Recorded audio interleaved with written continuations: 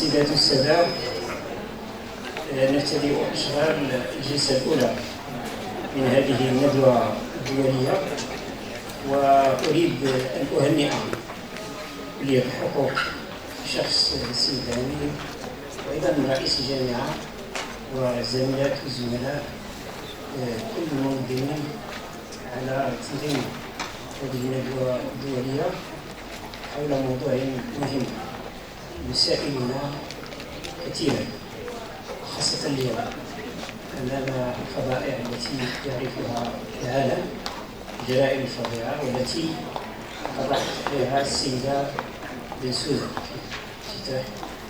يعني ربما هو موضوع بطبيعة الحال بحثي مستمر، ينبغي أن تكون لنا المسافة، ولكن هناك أحداث يعني مؤلمة فيما يتعلق بالجرائم والفظائع المرتكبة، وهنا دور طبيعة الحال هذا. دون أن أطيل إذن أهنئ، وأيضا أريد أن أعبر وأن أضم صوتي إلى الإخوان الذين تدخلوا من المغرب لكي أرحب ترحيبا حارا بالضيفات والضيوف من خارج المغرب.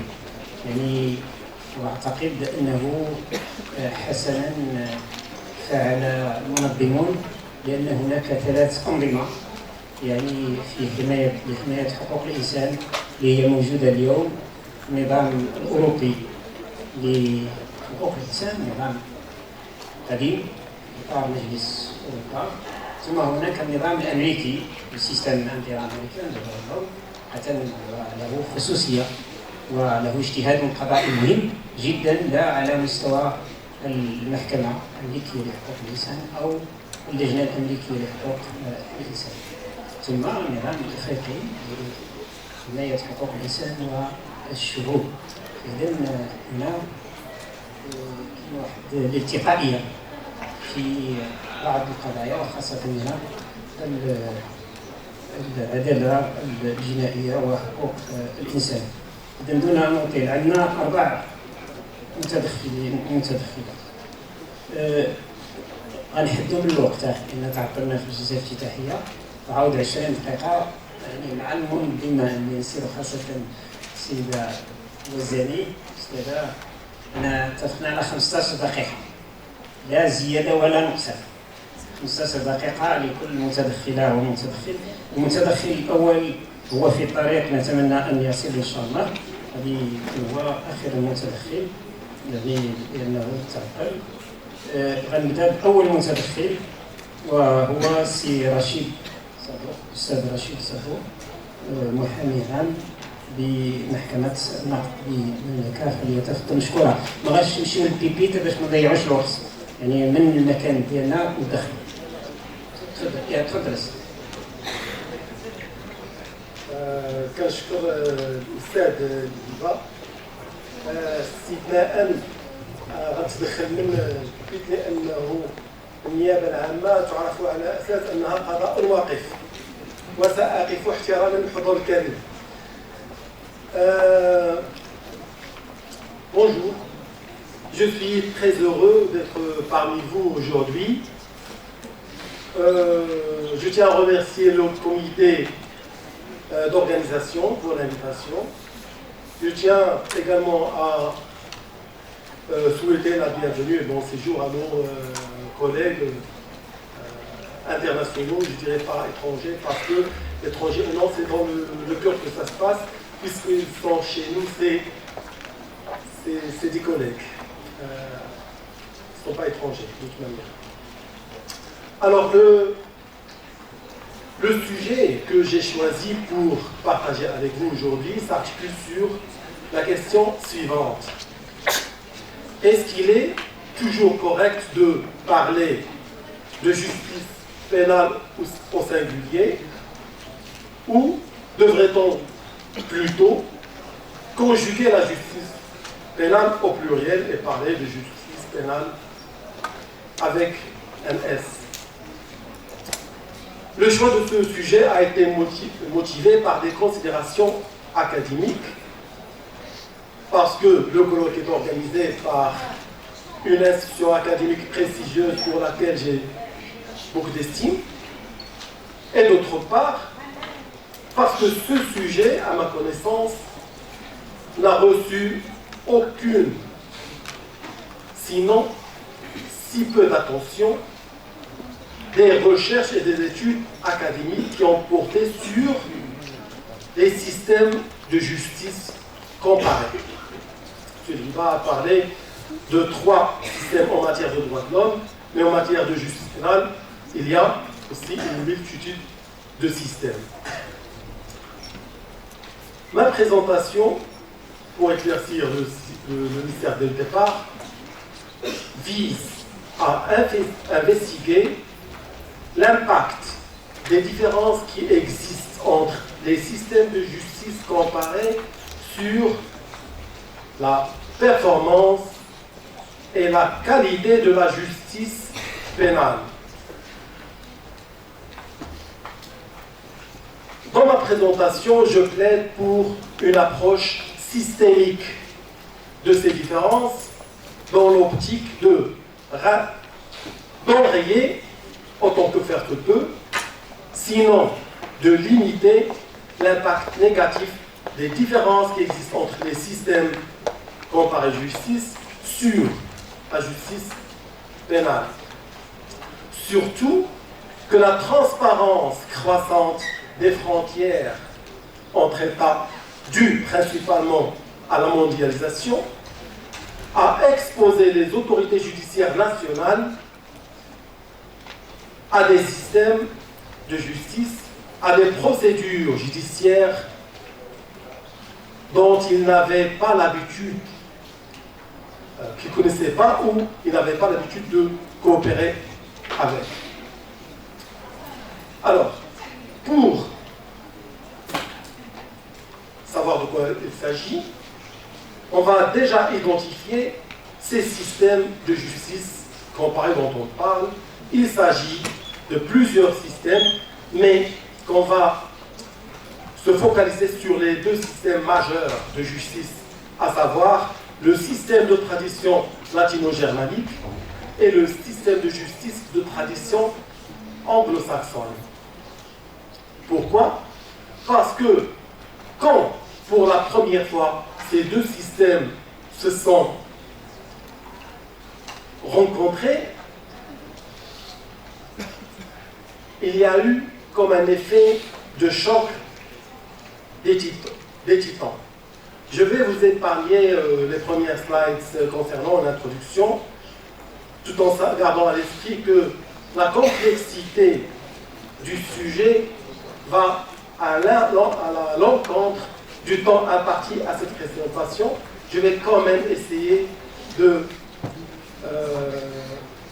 vous fournir le message dont j'essaie de vous parler. Et donc,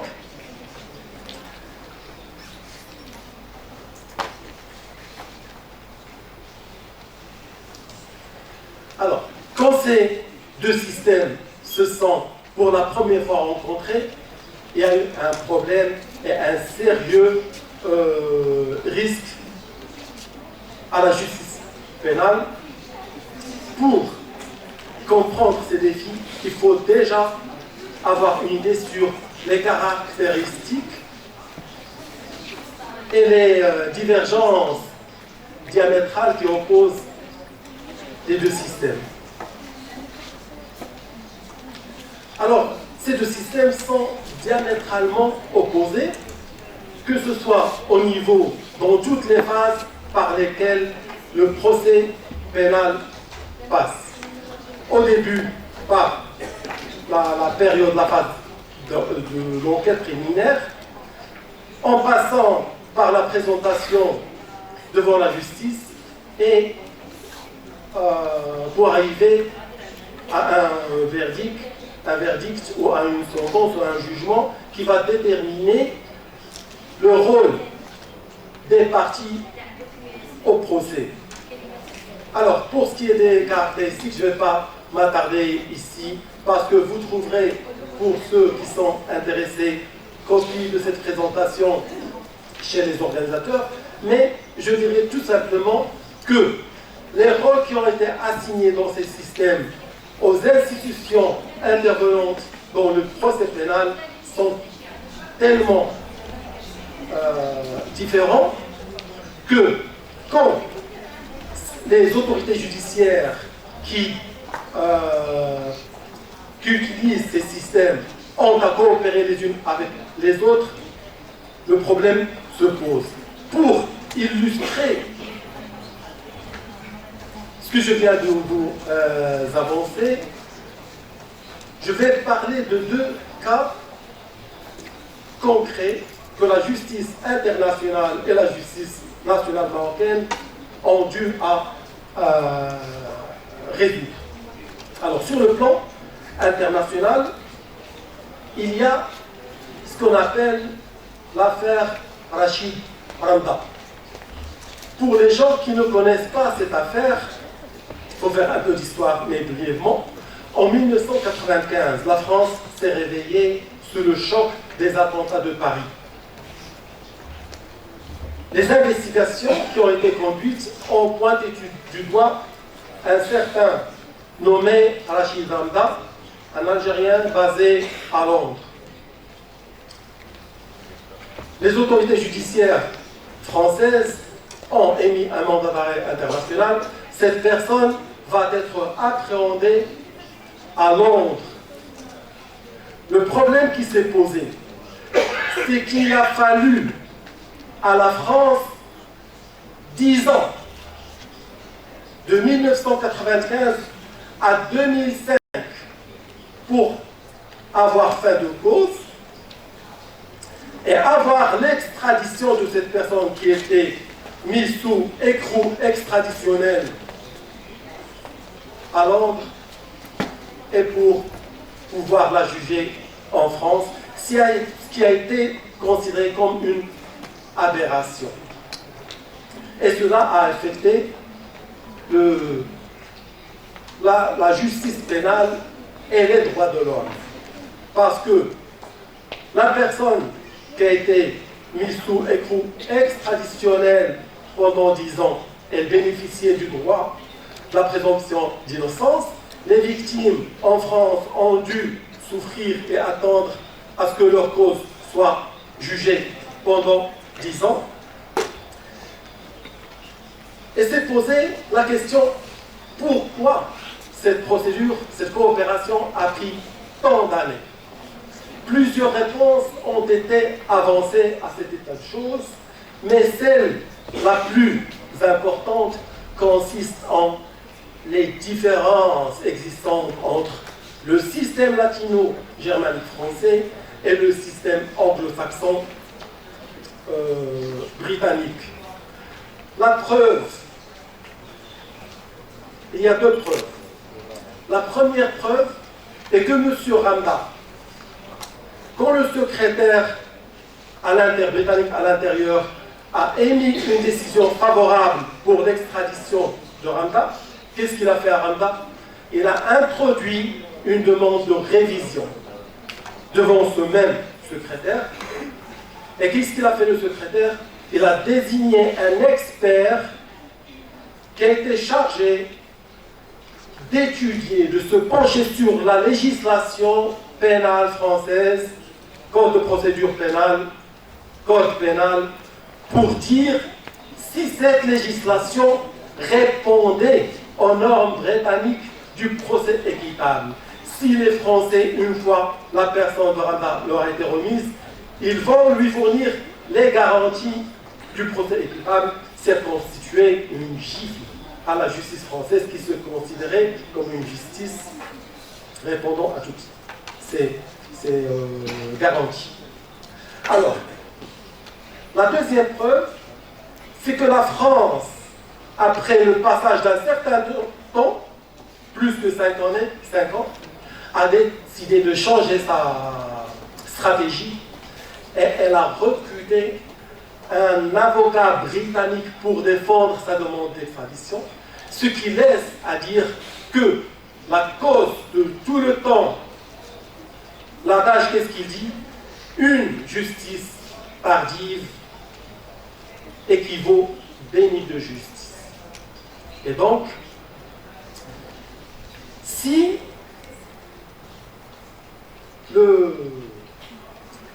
les différences entre les deux systèmes, d'une part, et la méconnaissance des autorités judiciaires en France et à Londres ont été la cause de ce déni de justice,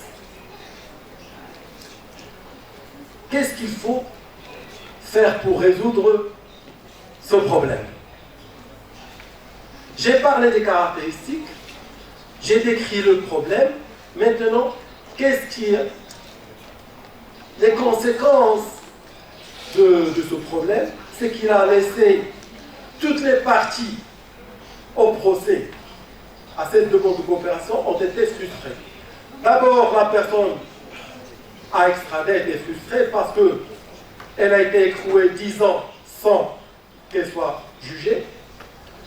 Les victimes, leur avocat, monsieur Maître Georges Holo, a considéré que c'était aberrant, que c'était anti-justice, que deux systèmes soi-disant démocratiques qui partagent les mêmes valeurs de justice n'arrivent pas à coopérer pour donner une suite favorable à cette demande d'extradition.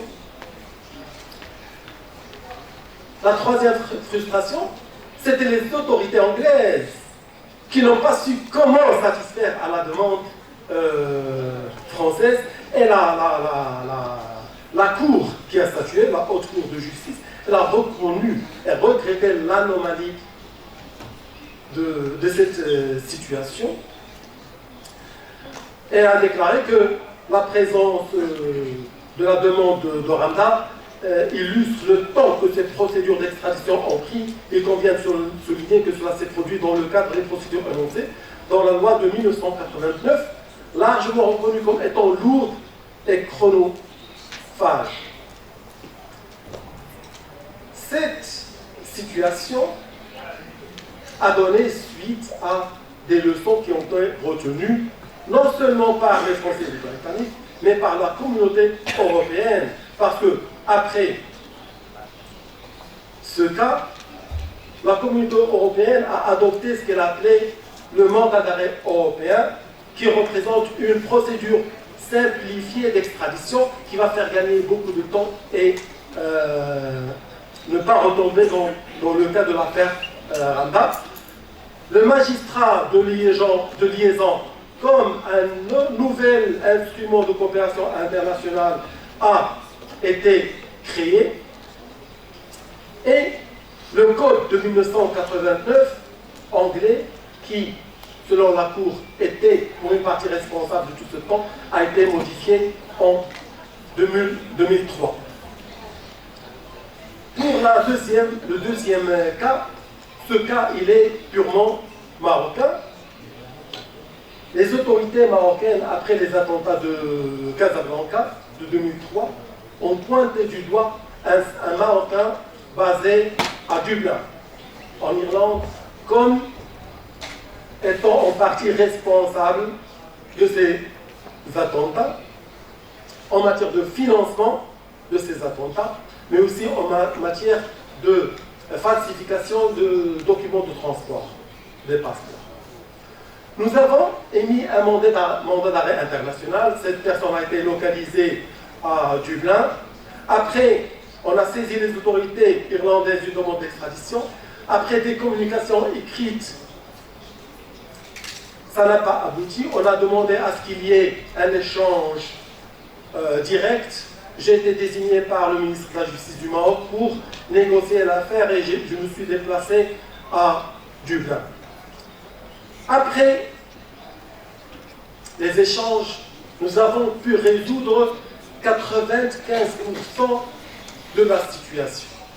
Toutes les réponses, toutes les